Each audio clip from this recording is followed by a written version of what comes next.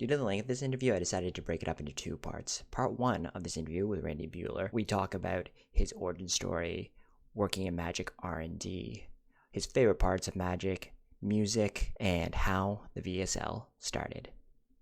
Enjoy part one of my interview with Randy Buehler. How's it going? My name is Spencer, and welcome to Chats with Spencer, where I like to ask my guests fun and unique questions so you and I can get to know them a little bit better. Today, I have with me Randy Buehler. Randy is a former Magic the Gathering pro player and commentator, and remains an active member in the community, and in my heart will always be the voice of the Pro Tour. Welcome, Randy. Thanks. Nice to be here. Thanks for coming. So, the first question, just to get things started, is who are you? I'm a gamer, I guess. Randy Buehler. I worked at Wizards for about a decade. My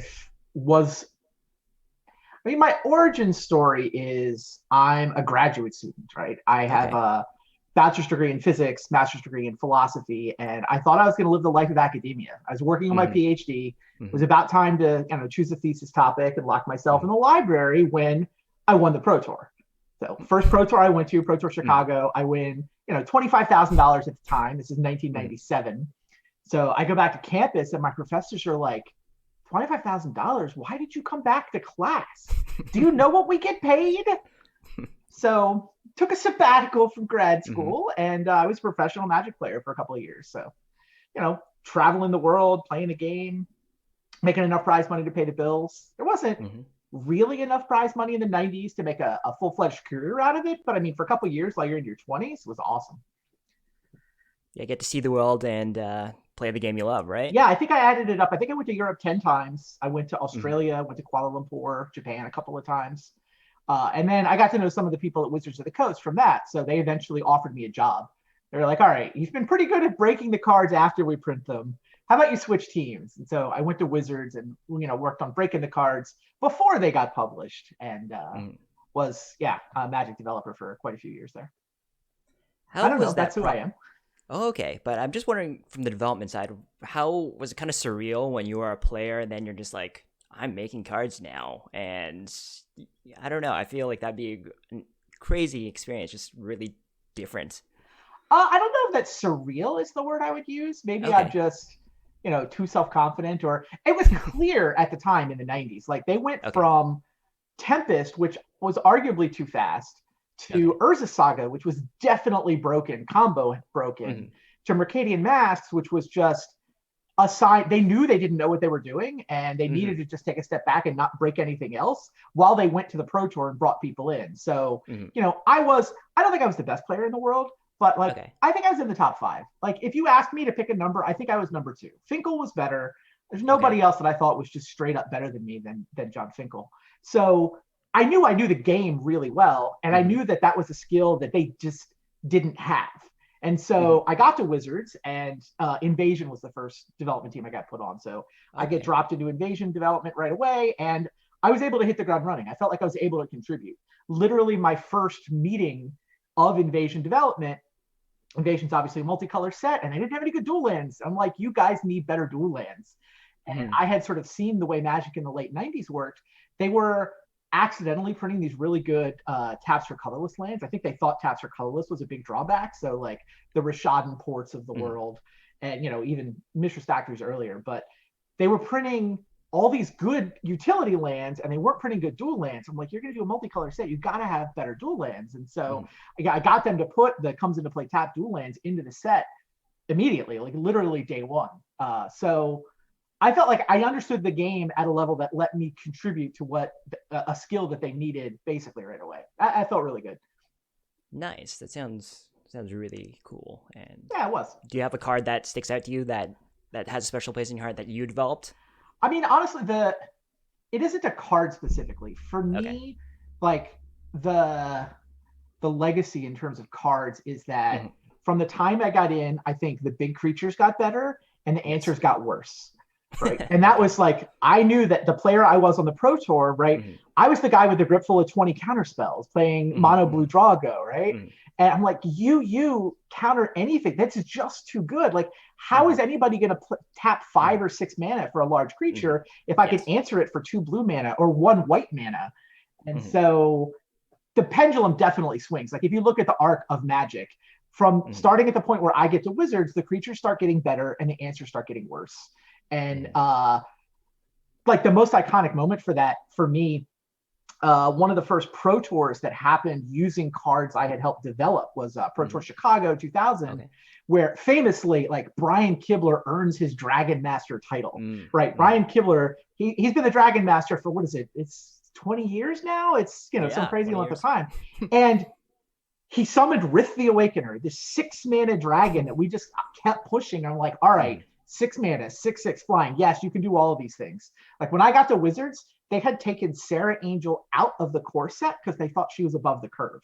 I'm like, Sarah mhm. Angel isn't even playable in constructed.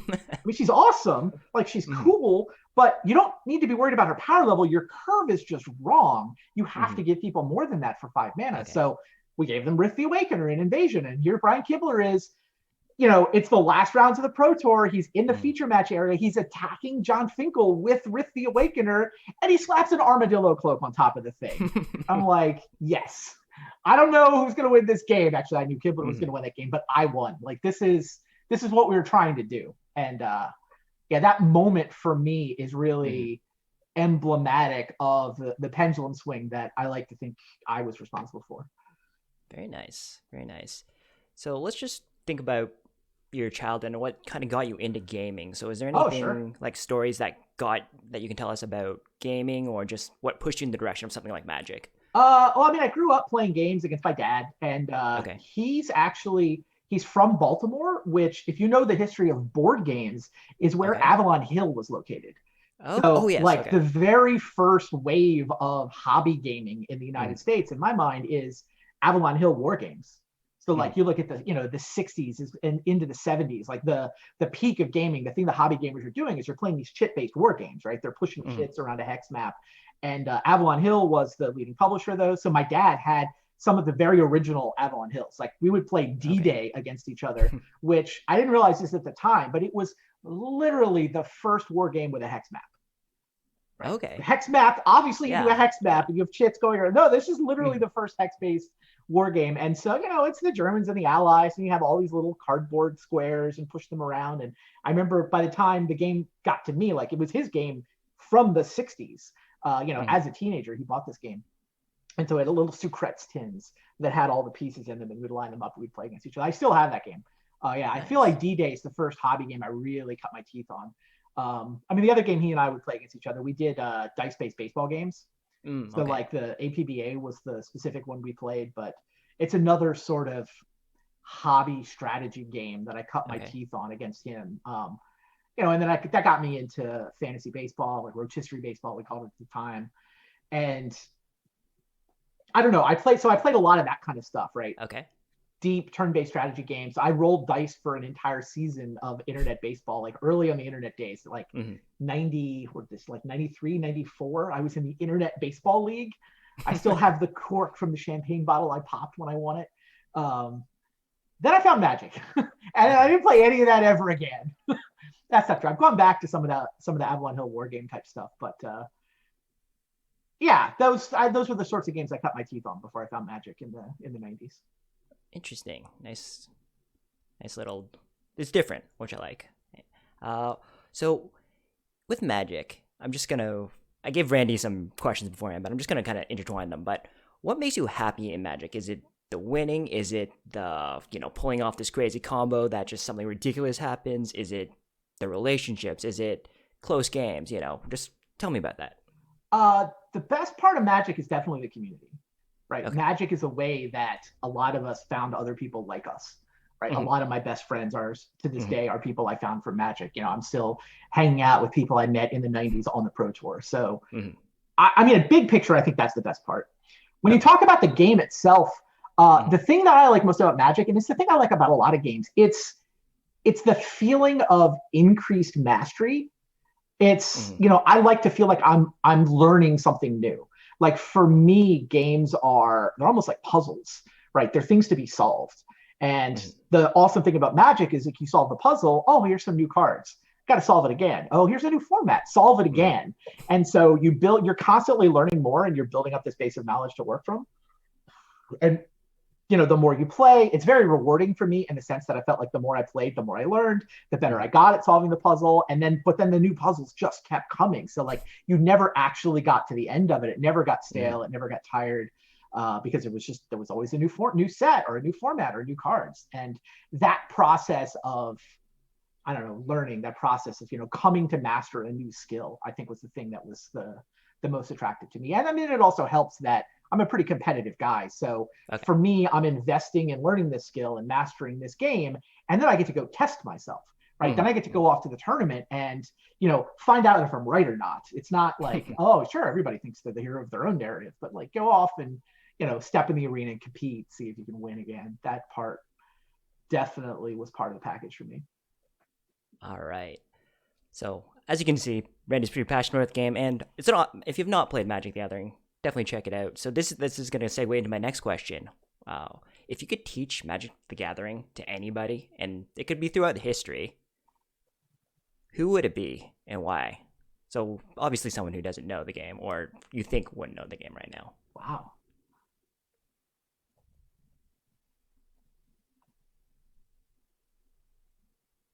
Yeah, I don't. That's an interesting question. I don't know that I have a great answer for you. That's okay. I mean, at some level, I would use it as an excuse to meet somebody awesome. That's fair. Is what I would do. I don't know if there's somebody specifically. I don't know. Maybe there's some. I feel like for people of my generation and the generations of gamers that have come since then, Hmm. if you're one of the people who should be playing Magic, probably one of your friends suggested it to you, Yes. right? I mean, everybody who plays is sort of has that moment where they sort of run through their like mental list of all of their friends to figure out who else they think could like this game, should like this game. And Hmm. so Hmm. For sure. it's not like I have, friends or that I haven't already tried to teach the game. It's weird. Like the idea that somebody wouldn't play Magic is almost weird to me. Like all my friends already play Magic. Not quite true, but I mean all of them are certainly aware of it and have tried it. Mm. Yeah, I don't have any brilliant answers for you. Sorry. That's okay. That's fair. All right. So this is gonna take a turn away from Magic for a second, but is there an artist, band, or group you think people should check out? Interesting. I'm right in the middle of trying to expand some of my musical tastes. I've been Okay. listening to the Rolling Stones top 500 albums of all time. I just Okay. started at the bottom. I Hmm. started at number 500 and I've just been literally working my way through. Hmm. I'm up to, I think, 193. So I'm like Okay. 300 albums into this project. Yes. So I was actually having a conversation earlier today. The biggest discovery for me is some of the 70s funk bands that I just Okay. didn't even really realize, like Parliament and Funkadelic, which are a lot of the same guys, are awesome. And I sort of vaguely knew about them, but like Herbie Hancock is a guy I did not know. This album, Headhunters, is by far my favorite album of this quest. Just yeah, 70s funk was a genre that I had never really listened to seriously that I've been super enjoying lately. I don't know that I'd put that as like my all-time favorites. Like That's the fair. stuff I normally listen to, I don't know. I listen to rock, I guess, mostly, ranging from metal to classic rock. A lot of the 90s indie stuff, though, it's weird. Like, I feel like my musical tastes froze when I left college. And I just Okay. didn't listen to a lot of new music after about the mid 90s. I don't know. Some of that is also that just all my waking time was going to Magic, but Nirvana, Jane's Addiction, Hmm. PJ Harvey, and sort of mid early to mid 90s indie stuff definitely still hits the spot for me. Okay. Kind of a shotgun of an answer, but that's what No, I'm no, going with. that's good. You gave a different one at the start, and then you told a little bit about your past Yeah, you and get both versions. indie '90s rock. All right. 80s. My guilty So pleasure band is ACDC. okay, Like fair enough. Back in Black was like the first album I really fell in love with. I am young enough that like 1980 I was 9, so that was sort of my first favorite album. Okay, here's kind of a follow up question. Do you remember the first album you ever bought? Oh, I do. It's kind of embarrassing, but it It's was okay. Kenny Rogers' Greatest Hits. Ah, And it was an 8-track tape that I ordered off of a TV commercial.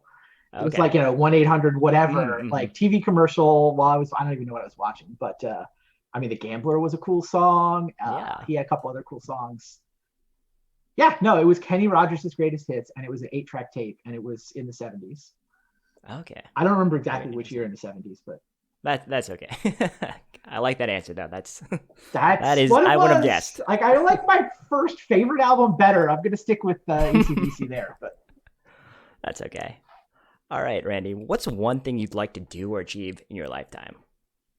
I mean, I've done a lot that I'm very proud Yeah, for of. sure. I mean, at this point, like, I'm happy with the way I was able to contribute to Magic. I think Mhm. that, when I went into Wizards, I said my goal was to do my job well enough that the Pro Tour would still be there for me when I left. Yes. That idea of, for me, the community around the game was more important than the game itself, or certainly more important than the company, Wizards of the Coast. But I feel like I did that. Like, Yeah, for sure. I did my fair share. At this point, I do want to leave the world a better place than I found it. I don't know exactly what that means, but like, as I start to think about, being in my 50s and, getting to a point in my life where I don't necessarily have to spend all my time working a day job anymore. It's actually a thing that I sort of actively think about, like, what is the way that I can sort of spend those years trying to leave the world in a better place than I found it. I haven't quite figured out precisely what that is, but I don't know. I will. That's the big picture of the answer. Those are the broad outlines anyway. That's fair. And in regards to Magic, have you felt you've accomplished what you want to accomplish Magic wise? Well, just impact wise on the game. I mean, they can never take my Hall of Fame berth away from me. Yeah. I've got the Hall of Fame ring. At some level, Mm-hmm. that's an acknowledgement that the way I chose to spend my time, that I was successful as Mm-hmm. a player. I mean, I think I got some of the votes that I got, I know, were also because of the job I did on the inside. Mm-hmm. I do still enjoy trying to put events together. I enjoy the broadcasting piece of it. Like, I didn't know that was going to be the piece that I actually spent more years doing. Right. Yes. My competitive career is relatively short. My career inside Mm-hmm. Wizards is longer, but I mean, as a broadcaster, it's been the thing I had spent the most years doing out of any of it. And yeah, that's been super rewarding. So I'm happy to continue to do some of that. And, some of it has been taking a step behind the scenes and like putting events together, producing events for Twitch. That's been super fun and super rewarding. Nice. Is that kind of why you wanted to do something like the VSL, just like the production kind of thing? Yeah, I mean, VSL specifically started because I knew Vintage Masters was coming out on Magic Online. I knew I was going to draft the hell out of it. Like, it was a format that spoke to me. I was going to acquire a set of power. I was going to play like actual Vintage. I've always played Vintage. Like, I've had a Vintage deck built somewhere in wherever I was living. There's been a Vintage deck in a box basically continuously since about 1996. Okay. Right? I've just always had a Vintage. It's never been, well, it wasn't always the format I played the most. And I mean, I wouldn't want my diet of Magic to only be Vintage. It's almost like, the kid in the candy store. Like, yes. It looks great when you're looking through the window, and it's awesome to sort of feel the power coursing through your veins when you start playing Vintage. But I mean, if that was all you ever played, you'd get a stomachache eventually. It's just how it works when you eat too much candy. Anyway, yeah. I knew Vintage Masters was hitting Magic Online. Yes. I knew that I was going to play the hell out of it, and then Vintage was just going to become a thing that could happen on Magic Online, right? Yes. It wasn't really before that. And this is just when, so there was this relatively little known website called Twitch that was starting to show people streaming games. I thought this would work well. Like, I thought, yeah, you could stream Magic on Twitch. Yeah. I'm exaggerating a little bit, but only a little bit. At some level, Wizards is kind of ahead of the game when it comes to streaming games over the internet, right? The Pro Tour Sundays were streamed in the 90s, right? Yeah. Twitch doesn't kick in until the 2010s, like 15 years later. Twitch starts to become a thing. So, I mean, Twitch was starting to get its legs under it at that point. Like, the Pro Tour had started showing its broadcast on Twitch a couple years before. And yeah, I was definitely curious what I could do as a stream. I dabbled in streaming a little bit, but it wasn't like, I never had the mentality of I want to be a streamer, just because it's too much work. Like, people talk about these guys who just play games all the time, guys, gals, whatever, people that just play games all the time. For me, like, I dabbled in it. Like, I would do a couple of days. I think I did a week once. I was just exhausted. It's way too much work. It's way too, like, being on all the time and having to Yes. do the prep work and not being able to like deal with random emails that come in and they start accumulating. No, thank you. Way too much work. So for me, what I wanted to do was I wanted to have, okay, let's have a fairly prestigious, fairly high profile show, but it only happens like once a week or twice a week, right? It's, you know, build up to this thing, have the cool show, and then you don't have to be on for 30, 40, 50 hours a week. You can just kind of do it and then start getting ready for next week. So I wanted to see how that would work. And I remember when Vintage Masters came out and I had my set of power, I streamed a vintage queue, like they had up an 8-person queue that you could jump into. And I went instantly to like 1,000 viewers. I was one of the first times vintage had ever been shown on Twitch. Okay. And just 0 to 1,000, nothing. Like, it's not like, I mean, I guess some people had been following me because I would, you know, dabble every once in a while. And obviously I have some name recognition. I probably tweeted that I was playing vintage. And it just reinforced something that I basically already knew, which is that I think vintage is the most spectator-friendly Magic format, right? Just crazy shit happens. Like, watching vintage is just more interesting than watching basically any other format. It's just the stuff that happens is insane. I mean, Vintage Cube has this too. You saw that at the Magic Online Championships, actually. Like, put Vintage Cube on camera. A lot of people came out to watch that. It was pretty cool. So anyway, I knew vintage was spectator friendly. I knew that it was the thing I was going to be spending my time on anyway. I wanted to see what you could do with Twitch. And so for me, it started almost like, it's almost tapping into like some of those fantasy baseball routes I was telling you about. We're like, all right, I'll be the commissioner. I'll put a league together, right? We'll get like 12 people and we'll just play for bragging rights. It's, you know, and I knew that Luis Scott Vargas was a guy that I knew dabbled in vintage a little bit. So he's one of the first people I asked. And, you know, I just sort of asked some of the people I knew from the Pro Tour who I knew at least, you know, sometimes played vintage, and everybody thought it sounded cool. You know, it definitely had this like, you know, fantasy sports league bragging rights element to it, was kind of how I pitched it to them. And that's how it felt. And then we went on and it was just, yeah, people loved it. Like, we instantly got viewership and it kind of worked out as well as I could have imagined it, honestly. No, it's definitely very entertaining, especially a format like you said.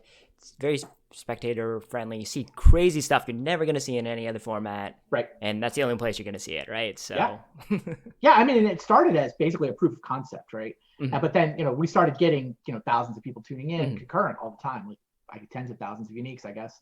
And the community supported it. Wizards noticed relatively quickly that we were pulling in pretty good numbers for a Magic stream. And so we actually moved it over to the Wizards Twitch channel. And, you know, they basically supported all of the leagues that we've done. And some of the leagues they've actually funded as well, which was nice. You know, occasionally they would have like a marketing project, like, oh, we're going to have Modern Masters. Why don't you do a Modern Super League? And, you know, I would put some leagues together sort of with support from them around specific formats.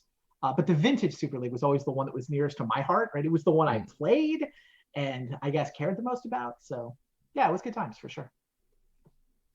Yeah, well, thanks for making it. Hopefully something comes. I mean, obviously COVID's probably causing problems with stuff. But so honestly, the reason there hasn't been a league in the last year is that my primary partner had become Athena Froelich. And Athena was just, it's funny. I didn't really piece all this together until we got here, but like the idea of she got a gig at Wizards is what happened. So she moved to Seattle. She started working as a contractor full time at Wizards and just didn't really have the bandwidth to do the show anymore. Yeah, that's she has now actually been converted to a full time employee. So for a year, I was kind of dragging my feet, like, well, let's see. I mean, they should hire Athena, but if they don't, we can maybe just fall back into doing that show together. But now, so I had this idea, like, should I be replacing her? And I didn't want to try to replace her because I knew I couldn't replace her with one person. She was both an awesome graphic designer and also the person on the back end handling the stream itself. So I kind of would need to replace her with two different people, right? I need both the streamer, technical person, and also the graphic design person who can make the show look good. And that not having access to her is why there hasn't been a show in a while. It's been about a year. Maybe a little over a year at this point. Okay. I don't know what's going to happen. Like I said, she's hard to replace. Well, as a fan of the series or of the league, we're all hoping something materializes eventually, Yeah, I and mean, we can get back to it. I've started doing these Magic Online Champion showcases, and Okay. I no longer have access to her for those. So I've done Mm. one now without her.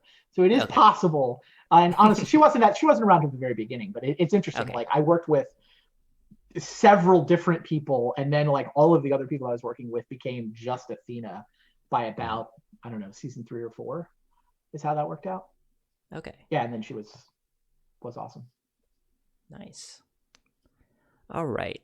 So, what's one thing, Randy, that people might find surprising about you? Hmm.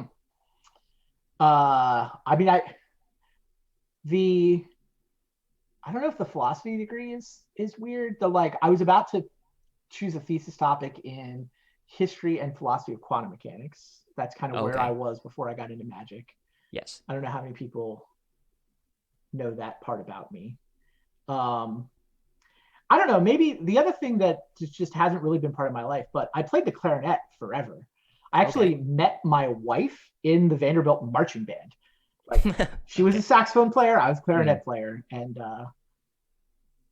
yeah, that's probably not really part of my current public persona, but it was definitely, fourth grade through college. I had clarinet. I wasn't amazing. I wasn't like, go be a clarinet major, a music major or anything, but Hmm. I was head of this. I was the section lead.